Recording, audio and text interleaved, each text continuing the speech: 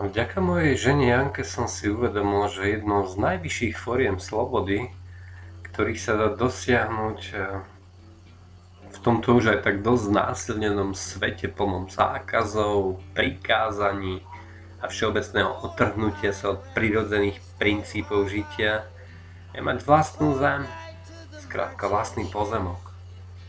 Jednoducho vlastniť aspoň 1 hektár svojho priestoru, na ktorom sa dá postupom času zabezpečiť potravinová sebestačnosť, no a náväzne tým pádom aj duchovná sloboda a spokojnosť. Posledný rok sme preto hľadali presne takýto pozemok, ktorý by vyhovoval spomenutým parametrom. Pozemkov bolo síce dosť a my sme si preto mysleli, že to nebude až taký veľký problém, ako sa neskôr ukázalo, teda aby som to upresnil. Získať pozemok samo o sebe tiež nebola. Problém tkvel skôr v tom získať ten správny pozemok. Raz sme neboli spokojní s prístupom, inde sme nemali zasa ten správny pocit z daného miesta. Na veľa pozemkoch, ktoré sme si boli obhliadnuť, chýbala akási esencia, akýsi spirit a presvedčenie o tom, že práve toto miesto je ten správny kus hruby, na ktorom by sme chceli zostať. Ale ako sa vraví, kto hľadá, ten nájde. A po vytrvalom klopkaní na dvere sám aj na nás konečne usmialo šťastie. Už po krátkej obhliadke sme sa na seba pozreli a v očiach sme si jeden druhého prečítali to isté. Áno, konečne. Konečne sme našli svoje miesto, svoj kus zeme.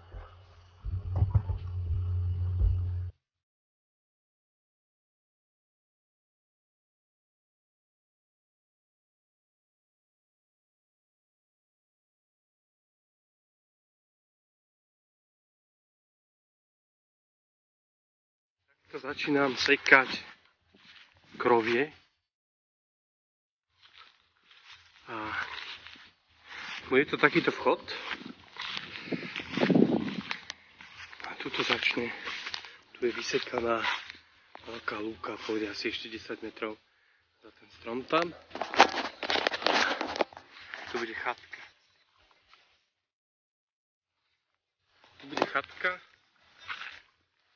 Spálna kuchynka. No, v podstate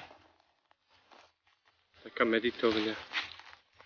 Keď nám bude teplo, aby sme sa mohli skryť pred hladnými brtlami Oskara. Musím končiť, lebo teplota sa zase šplhá do neúprosných výšal, ktoré je lepšie stráviť niekde v ústraní a v chládku.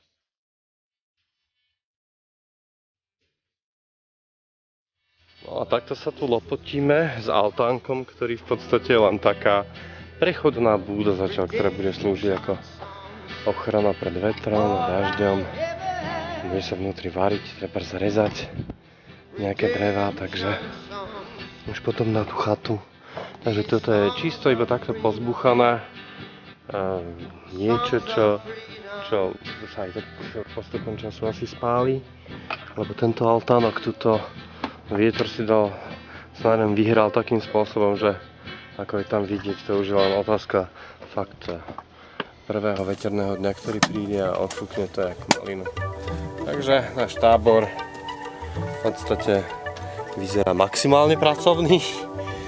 No, postupom času to bude stále lepšie a lepšie. No tak v podstate altánok je hotový, no altánok taký šopník, alebo ako to nazvať. Toto pôjde od pilisa, pílov, ale stojí to tu už. Už je to fajn, to už stojí. Je to milá prvá taká drobná altánok. A zdá sa mi, že akurát sprchne. Je to perfect timing, jak sa hovorí. No a náš tábor je už ako taký.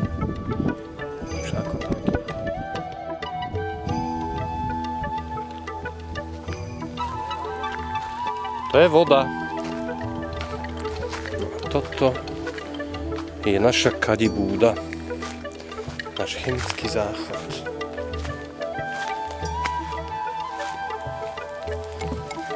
docela vtipné, dokonca aj splachovanie to má paráda. No a dnes robíme zadnú stenu a túto stenu.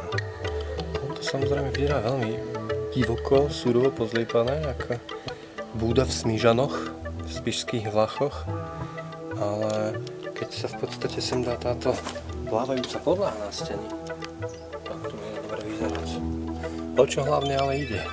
Ide o to, že tie proste Oscarové lúče sú tak neúprostné posledné dni, že to sa proste nedá vydržať. A pod týmto altánkom, ktorý nám pomaly vietor kradne, pomaly je isto, ako vidieť na tam tých zlomoch hore, čo sme sa snažili bypassovať, ale ktoré už dlho nevydržia. Takže toto odíde, človek sa tu cíti úplne jak paradajka v skleníku kokos. Je tu väčšie teplo ako na slnku, ale je to chlad, takže je to relatívne. No a tuto, keď zaleze človek, tak to je úplne nebe a dudy. Tuto je normálne príjemný shelter, jak sa vraví. Ochrana. Takže zatiaľ asi toľko, v nasledujúcom videu pri kompletnejšej zostave búdy záhradnej alias altán. No a takto vlastne, kým nemáme ešte studňu, sme pomievali betón do miešačky momentálne, takto som si to napustil s touto hadicou, s touto gardenou. No a do auta asi 250 litrov vždy, to stačí tak na deň.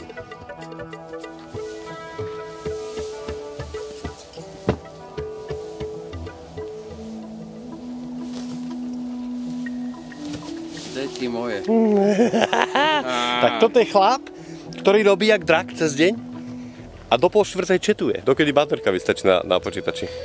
A takto potom o 7 vyzerá. Kontraindikácia neresti. Toto je kontraindikácia neresti, ktoré... Celý ten projekt toho kopania tých dier na tie pneumatiky bol dosť náročný, pretože pôda, ktorá je vinohradnícka, vlastne všade navokol sú vinohrady, je nesmierne kamenistá. A každých 10-15 cm som narazil na kameň, tak som si pripadal ako naozaj ťažko som si pripadal pri tom kopaní. Tak namáhané kopanie dier a jam som teda v živote ešte nezažil. Ale možno to je zrovna tá cena za to, že pozvolne si môžem niekde začať plniť svoj sen a je to taká určitá daň. Každopádne bola to robota dosť úmorná. Vôbec to miešanie, nosenie materiálu, to, že tam nebola voda, ale musel som si ju nosiť, to, že som nemal elektrickú energiu, ktorú som potreboval, či už na miešanie alebo na navrtanie, som si musel vlastne vyrábať generátorom, ktorý šla strašne veľa benzínu, ale toto všetko vlastne som robil s radosťou a hlavným takým dirigentom bol entuziazmus, z ktorého som bol plný a bol som nesmierne šťastný, že som mohol krok za krokom ísť, aj keď teda väčšiu úmornosť a lopotu som doposiaľ v živote nezažil.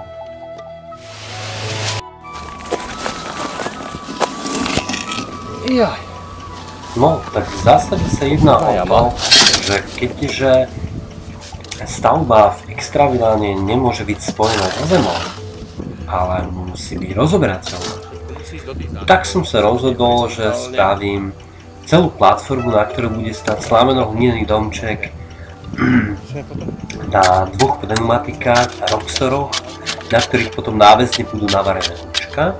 To sú tie tyče, čo tam vidíte, tie sa potom zrežú v rovine.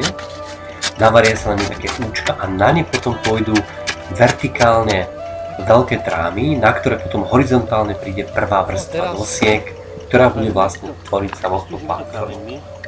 Celý tento systém vlastne týchto pneumatík s tými roxorovými tyčami hrubými, lešnárskymi trubkami respektíve, je stavba rozoberateľná, takže v podstate som pri stavbe neporušil zákon. A keďže sa jedná o hospodárskú budovu, tak je to legislatívne akceptovateľné. Existujú samozrejme aj rôzne také skruty, respektíve také vruty, ktoré by boli asi jednoduchšie zrealizovať, navrtať do zeme a náväzne potom na to spomínanú platformu, ale keďže nemám moc veľké skúsenosti ani zo statikou, tak som si to radšej poistil takúto masívnejšiu a hrubšiu alternatívu.